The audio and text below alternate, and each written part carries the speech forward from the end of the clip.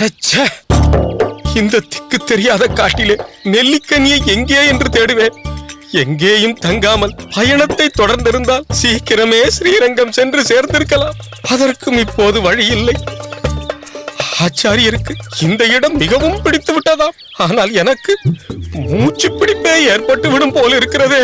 ஐயோ, இப்படியே புலம்பிக் கொண்டு அலைந்தேன் என்றால் ஆச்சாரியருக்கு நெல்லிக்கனி உட்கொள்ளாமல் உடம்புக்கு வருகிறதோ இல்லையோ, எனக்கு நிச்சயம் மூளைக்கு வந்தே விடும். அப்பா அரங்கா, முடியவில்லை அப்பா.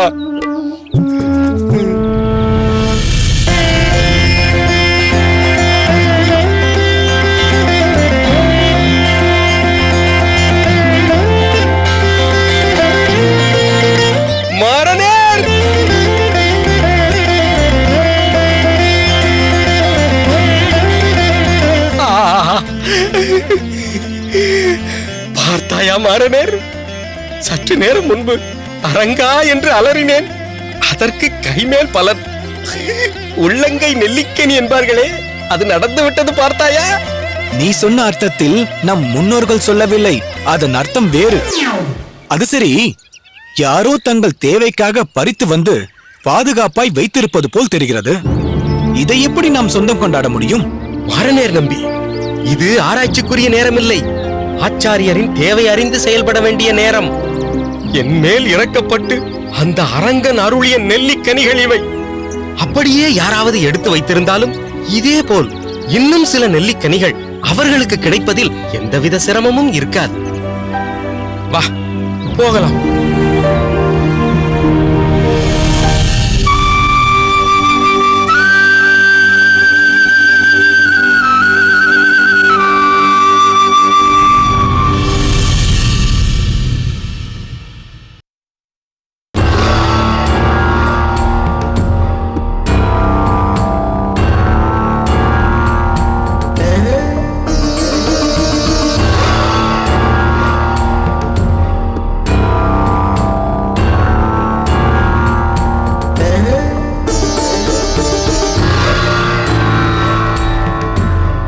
என்னடா, என்ன விஷயம்?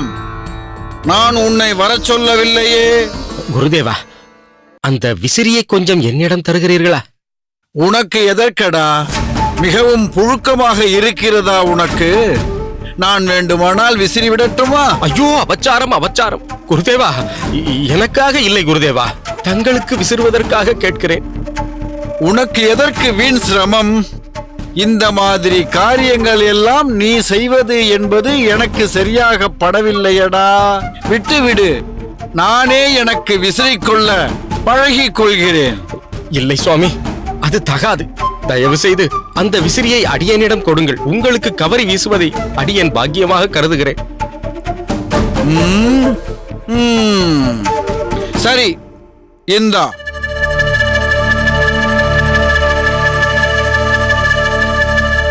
சுவாமி, இன்னும் என்ன? அது ஒன்றுமில்லை.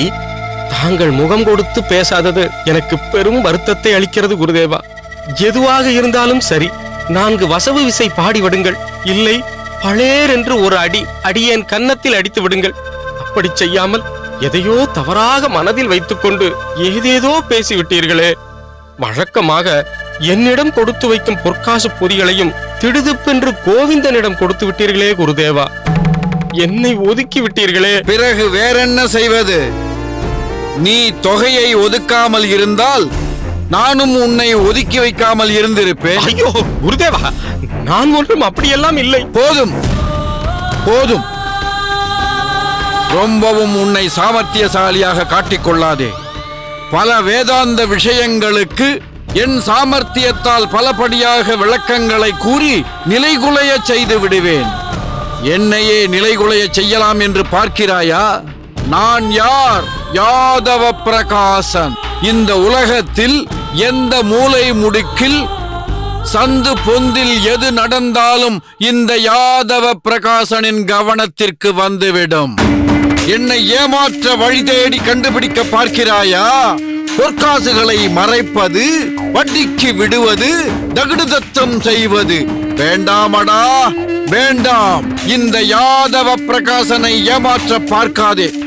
அபச்சாரம் அபச்சாரம் குருதேவா, அப்படியெல்லாம் ஒன்றுமில்லை. யாரோ தங்களிடம் இல்லாததையும் பொல்லாததையும் சொல்லி குழப்பி விட்டு இருக்கிறார்கள்.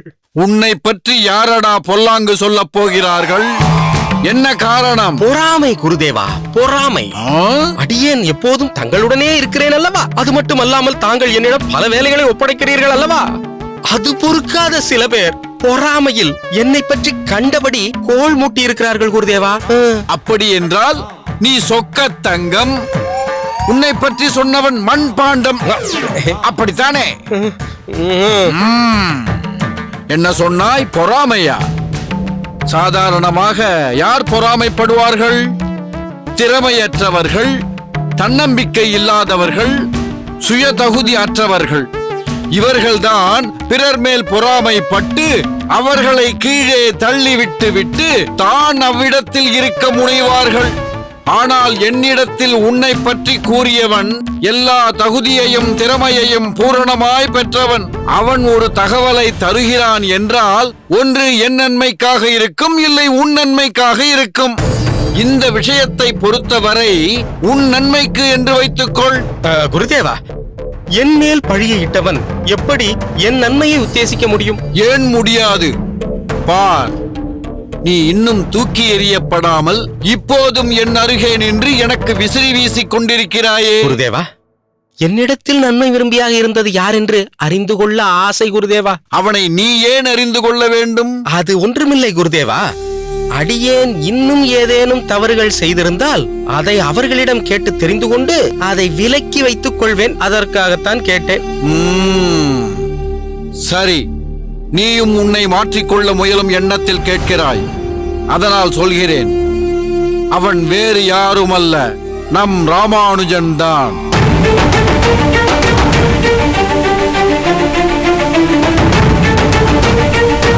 ராமானுஜனா? என்னடா ராமானுஜனா என்று கேட்டுவிட்டு முகத்தை சுருக்கி கொள்கிறாய்? ராமானுஜரா என்று கேட்டேன். நல்ல புத்திசாலி குழந்தையடா அவன். ராமானுஜன் என்னிடம் சொன்னான், கைலாசம் சொல்ல மறந்திருக்க போகிறார், அதனால் அவரை கோபித்து தண்டிக்க வேண்டாம் என்று. எனக்கு தெரியாதா நீ மறந்து விட்டாயா அல்லது மறைத்து விட்டாயா என்று?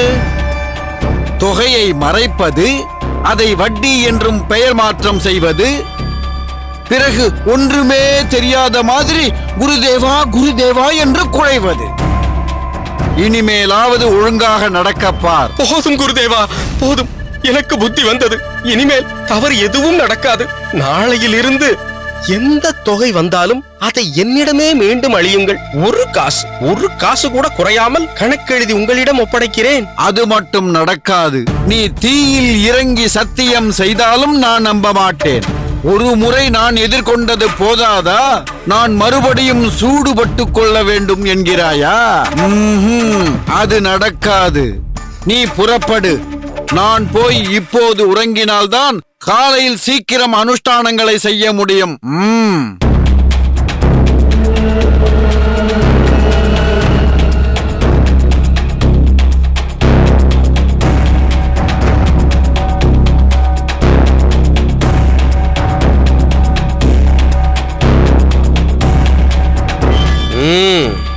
இப்போது வீராப்பாக செல்லுங்கள்.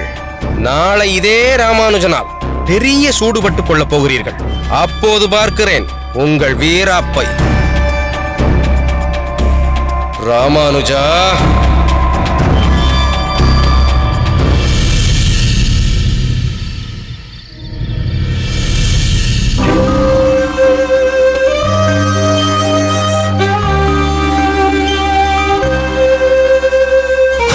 இப்படிப்பட்ட ஒரு பெண்ணிற்கு ஜாதகத்தில் இப்படி ஒரு தோஷமா என்று நினைக்கும் பொழுது சங்கடம்தான் அதிகரிக்கிறது.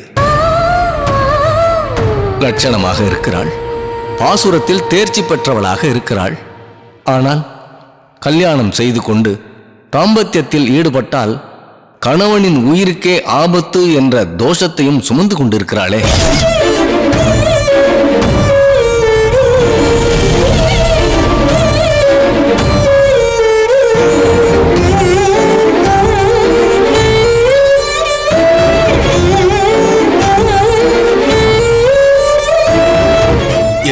எழுந்தாய்.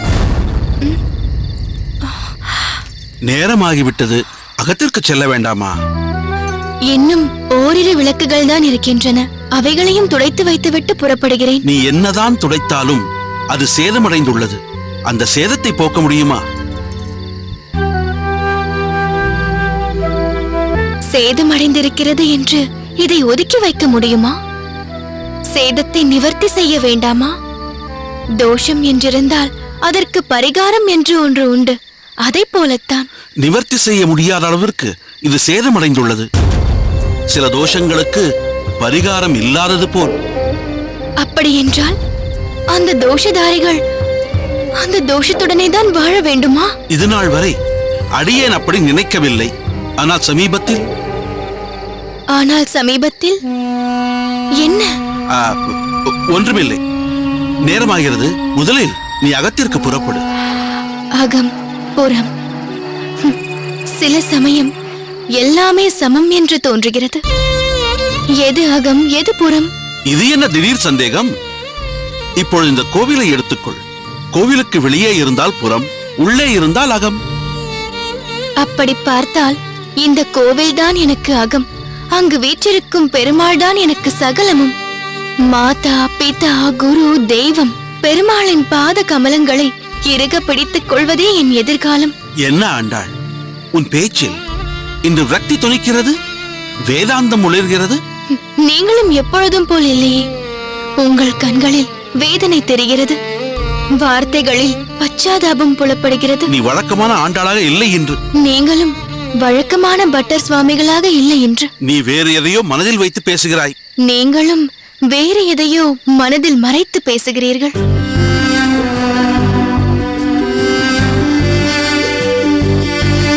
சரி, இந்த கண்ணாமூச்சி விளையாட்டு எதற்கு?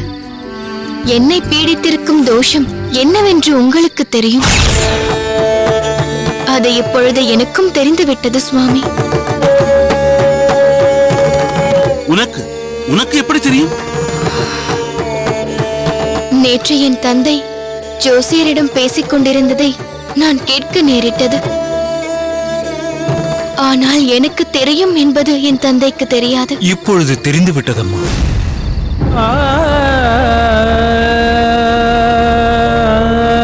எல்லாம் உனக்கும் தெரிந்து விட்டதா? என்ன ஒரு கொடுமை! இந்த வேதனை எங்களுடனேயே இருக்கட்டும் என்று நினைத்தேனே. எங்களாலேயே தாங்கிக் கொள்ள முடியவில்லை. நீ எப்படி அம்மா தாங்கிக் கொள்வாய்? இப்பொழுதும் நான் என்னை பற்றி கவலை கொள்ளவில்லை. உங்களை பற்றி தான் வருந்துகிறேன். கல்யாணத்தில் எனக்கு பெரிதாக நாட்டமில்லை என்பது உங்களுக்கும் அம்மாவிற்கும் நன்றாக தெரியும். நீங்கள் உங்கள் கடமையை நிறைவேற்ற வேண்டும். நான் கல்யாணம் செய்து கொண்டால் அது உங்களுக்கு சந்தோஷம் கொடுக்கும் என்பதற்காகத்தான் நான் என் சம்மதத்தை தெரிவித்தேன். ஒருவேளை என் ஜாதகத்தில் ஏதோ ஒரு தெய்வ தோஷம் என்று இருந்து இனி நான் பெருமாளையே சேவிக்க கூடாது என்று இருந்தால் நான் உடைந்து போயிருந்திருப்பேன், கலகலத்து போயிருந்திருப்பேன், அழுது புலம்பி இருப்பேன். பெருமாளிடம் என்னை அர்ப்பணிப்பதில் எந்த தடையும் இல்லை என்றால் மற்ற எதை பற்றியும் நான் கவலைப்பட மாட்டேன். ஆதலால் நீங்களும் வருந்த வேண்டாம். மிகவும் சுலபமாக கூறிவிட்டாய். இந்த சிறு வயதிலேயே முதிர்ந்த அனுபவசாலி போல் பேசுகிறாய். விரக்தியில் நான் இருக்க நீ வேதாந்தியாக இருக்கிறாய். எப்படி அம்மா வருத்தப்படாமல் இருக்க முடியும்? இந்த துயரம் பெற்றவர்களுக்குத்தான் தெரியும். நீங்கள் கூறுவது சராசரி பெண்களை பெற்றவர்களுக்கு பொருந்தும். ஐயோ, எனக்கு இனி கல்யாணமே நடக்காதா என்று வருந்தும் பெண்ணாக நான் இருந்திருந்தால் நீங்கள் கூறுவது எனக்கு பொருந்தும். ஆனால் நானோ கல்யாணத்தையே தவிர்க்க விரும்புகிறேன். அப்படி இருக்க நீங்கள் ஏன் வருந்துவானேன்? வாதத்திற்கு வேண்டுமானால் நீ கூறுவது சரியாக இருக்கலாம். ஆனால் சாஸ்திரம் என்ன சொல்கிறது தெரியுமா? ஒரு தந்தை தகுந்த வயதடைந்த தன் மகளுக்கு கல்யாணம் செய்து வைக்கவில்லை என்றால் அவன் மகா பாவியாகிறான். 7 ஜென்மங்களுக்கும் அந்த பாவம் தொடரும். இருவரும் அவரவர் தரப்பு நியாயத்தை கூறுகிறீர்கள். ஆனால் இங்கு உரையும் எம்பெருமானோ இதையெல்லாம் கேட்டு புன்முறுவல் பூத்தபடி நிற்கிறார். அந்த பெருமாளையே சுவாசித்துக் கொண்டிருக்கும் ஆண்டாளுக்கு இப்படி ஒரு தண்டனையை அவர் கொடுக்க மாட்டார் என்று அடியேன் தீவிரமாக நம்புகிறேன். அதனால் அவன் மீது பாரத்தை போட்டுவிட்டு நாம் நம் பணிகளை கவனிப்போம். யார் என்ன சொன்னாலும் என் மனம் சமாதானமடைய மறுக்கிறது ஆண்டாள். சரி, நேரமாகிவிட்டதே என்று உன்னை தேடிக்கொண்டு வந்தேன். இங்கு வந்த பின்புதான் தெரிந்து கொண்டேன் உன்னை பீடித்திருக்கும் தோஷம் பற்றி நீ அறிந்து கொண்டாய் என்று. விதிப்படி நடக்கட்டும். நேரமாகிவிட்டது, வா போகலாம்.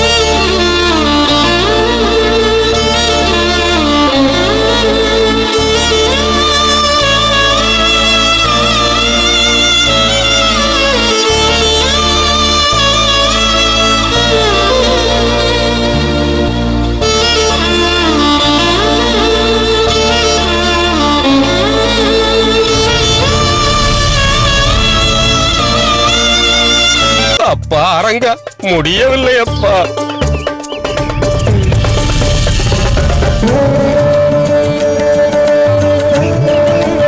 இயக்குனர் வசந்தமணி ஒரு நல்லவன் எந்த சூழலிலும் நல்லவனே என்ற நேர்மறையான எண்ணத்தோடு இந்த படத்தை உருவாக்கி இருக்கிறது வரவேற்புக்குரியது.